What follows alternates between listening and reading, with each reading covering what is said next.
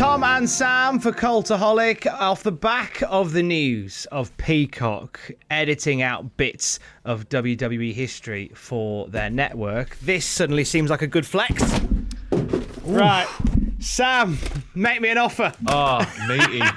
Meaty. Nice. I've had this forever, and I never thought I'd need it until this very day.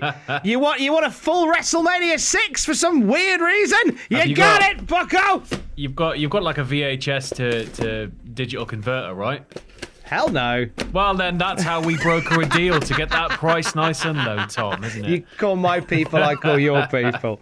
Here is your wrestling news. That's the worst WrestleMania ever.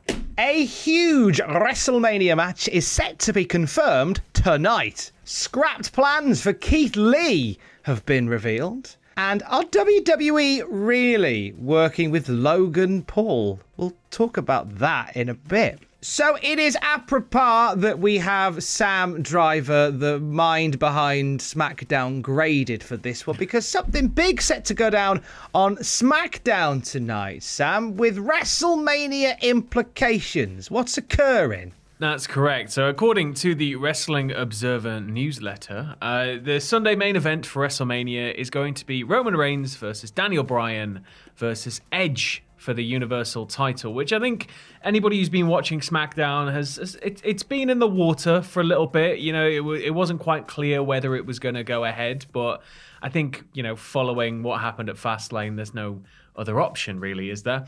But at this point, it's of course announced that it's Reigns versus Edge, but it has apparently been changed backstage, and the change is expected to be announced after an angle on tonight's SmackDown. There's been a number of changes in recent weeks. The biggest is the Universal title match where Edge turned heel and screwed Daniel Bryan in his Fastlane main event with Reigns on 3/21. That was a late change stemming from a decision made by Vince McMahon that he wanted a number of things changed, including Reigns versus Edge. What do you think about this, Tom? I'm really excited for this. Now, this is something that we have talked about since Fastlane. I think the moment that Fastlane came off the air, it started circulating that, it's triple threat. But the exciting part is that not only is, but tonight we're going to find out that it is a triple threat. They're not going to waste any more time. An angle is set to take place tonight that sets it up. And I think this is the right thing to do. I think this is the right setup. I think that Vince was keen to mix things up, as Dave in The Observer has said today, among other people as well. And there were multiple ideas thrown out how to do this. And the one they went with was adding Daniel Bryan to it. There was also a lot of concern that if it was just one-on-one Edge and Roman Reigns, that the crowd may do the old flipperoo and start cheering Roman Reigns. And it's the one year WWE do not want to cheer in Roman Reigns.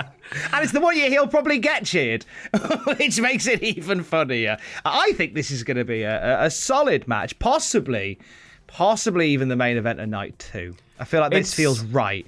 Yeah, it's sort of definitive. Roman is making a lot of big statements, or has been at least in recent weeks, with, I'm the main event, I'm the guy, all the standard heel Roman shtick. But apparently one person close to the situation said that the age issue, not as much the number, but the look of age with Edge was the concerning point. But really, it was apparently just McMahon wanting to shake up the plans, which we'd heard anyway, that things were going to be swiped off the table like a toddler losing a game of Risk. And Vince wanted more, and he wanted something new and fresh. And I guess, first big event in front of an audience in quite some time, that it needs to deliver, man.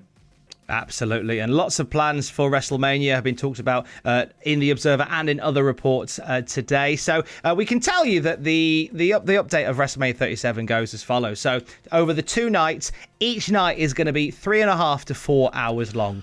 To which I say, no. The reason we did 2 nights in the first place is so they're both relatively short nights. Don't make them both long. Hang on, is this including the pre? Because if this includes the kickoff show, then that's much more palatable. But I mean, either way, we are counting the pre. Maybe it's 2 nights, and there is a live audience there. So if you're there and you're paying good money to be there during a pandemic, then they're going to want to give you your money's worth. So I imagine the main card may run this long, but it's just more wrestling at the end of the day. It's more wrestling. More doesn't necessarily mean that, it's all going to be standout, but I imagine they have some sort of plan attack for, meandering through such a long running time. But rest in peace. Us. This is... I've spent this week, because I've got a busy week next week as well. So I've spent this week getting classic Raw review, classic Smackdown review, Desert Island Graps, pretty much in the can until the end of April. Because I think it's just going to be hell on toast if I'm doing everything else plus that. So it's just been to the wall because getting everything done. But looking ahead to those 2 nights of WrestleMania, we've got an idea from the Observer of how those 2 nights are going to look. Andre the Giant Battle Royal and a Women's Battle Royal for the nights. That seems fairly obvious, doesn't it? Everybody that doesn't get onto a singles match, hoy them in a Battle Royal. We'll have a lovely time. Big E and Apollo Crews set to go again for the Intercontinental title. It was left a bit unresolved, or very unresolved, after what seemed like a botched finish at Fastlane. Are we enjoying Apollo Crews on SmackDown, Sam? I'm enjoying it quite a bit to see Apollo step out of this, I guess, purgatory that he's been in since reaching the main roster. He's had little semblances of hope and things like that, and it's just been taken away little bit by little bit. And now finally, we saw him talk to Roman about 2 months ago or a month ago, and then now he's got a bit more edge to him. He is, pursuing Big E. He wants that belt. He won't be taken as a joke anymore. And I think it's a new dynamic edge to Apollo in terms of what his character wants. We've never really seen that sort of pursuit with him involved. And it's brought out a massively aggressive side of Big E, the likes of which we've never seen, because Big E needs to get his vengeance because Apollo has really stuck it to him. So I'm actually very excited to see this one. I was very disappointed by what happened at Fastlane, and literally was on my phone, looked up at the bell, and it was like, what happened? So fingers crossed this has a more definitive ending.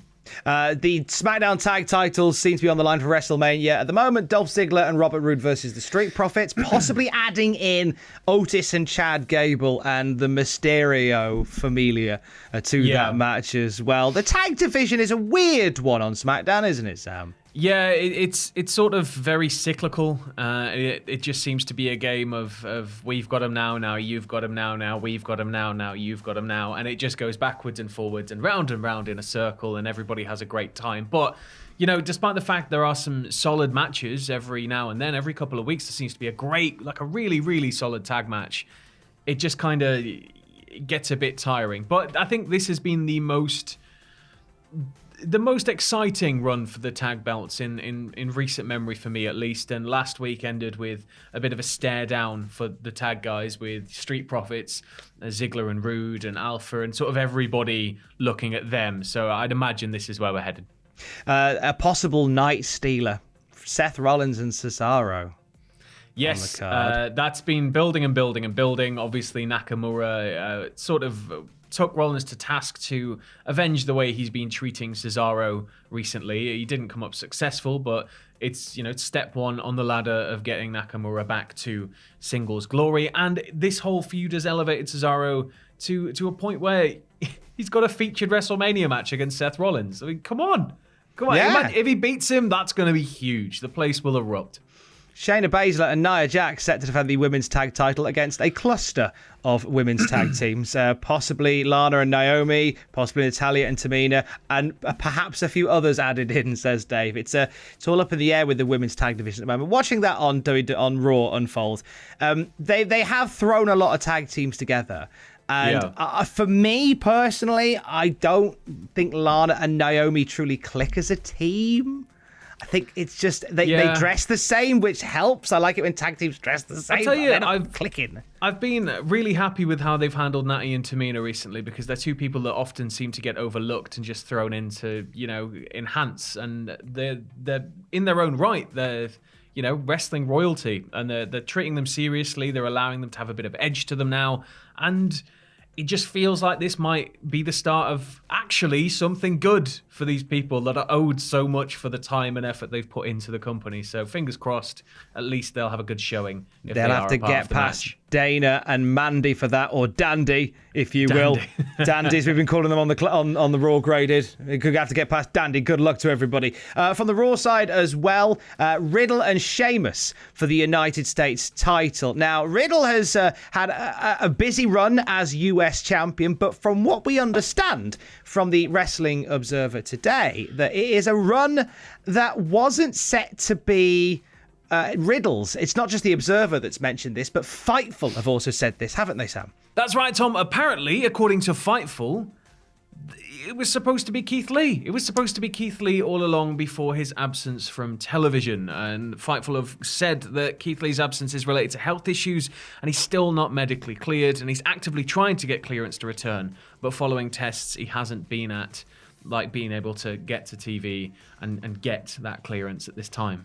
Sad to hear that plans for Keith Lee to become a US champion scrapped for the time being. I think he would have been an excellent, and still will be, excellent champion on that red brand. He will be an excellent champion. There's no way he won't be. As long as we get to Mania and Sheamus punches all of the bros out of Matt Riddle.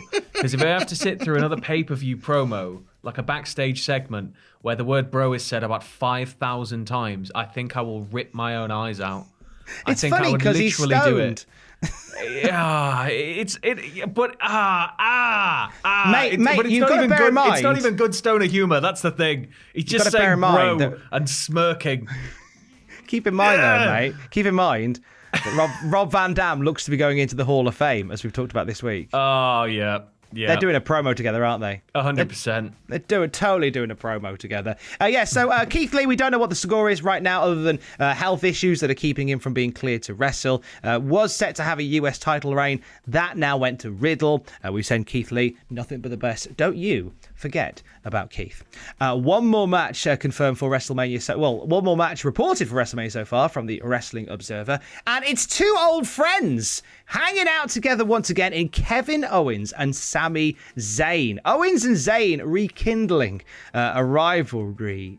Sam, what do we reckon to this? Well, it's not so much Owens here, it's Zayn. The script is very much flipped this time out on this one. So Zayn has been getting more and more delusional and paranoid, and I'm sure if he is listening to this for any reason, he'll assume that I'm working for the company by telling you all this.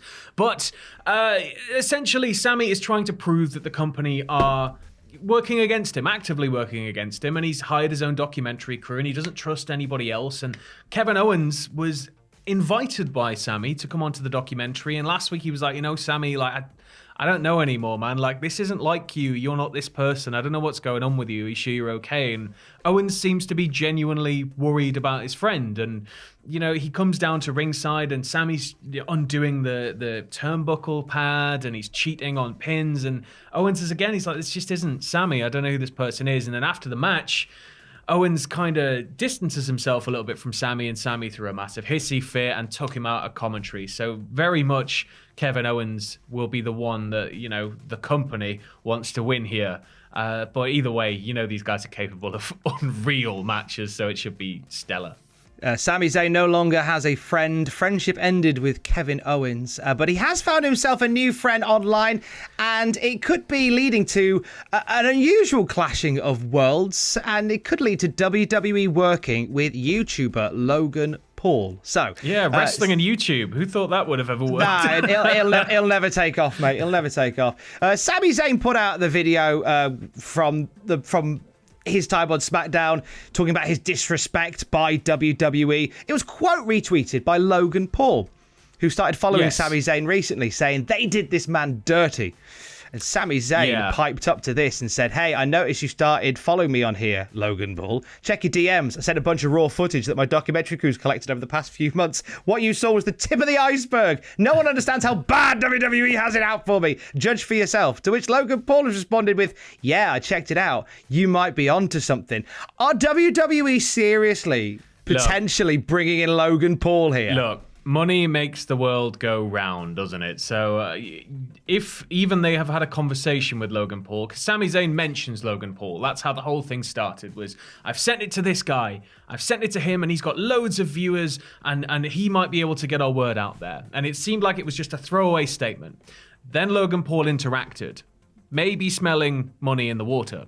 And then, it just snowballs. But the thing is here, yes, no matter what you think of Logan Paul, and I have pretty strong views on the whole thing, it's going to result in Logan Paul's fan base becoming invested in WWE for at least that segment, for at least that moment. They're going to get to see Logan Paul at Mania, and hey, some of them may stick around. They might buy the event, they might sign up to the network, they might just do it. Out the back of that, WWE gets all that publicity, and Logan Paul gets a fat stack of cash. So it's a fair trade-off, I'd imagine, for two companies that can meet in the middle. But I draw the line at Logan Paul becoming an active full-time wrestler. I think that would just be a step too far into the YouTube verse, and things would start imploding.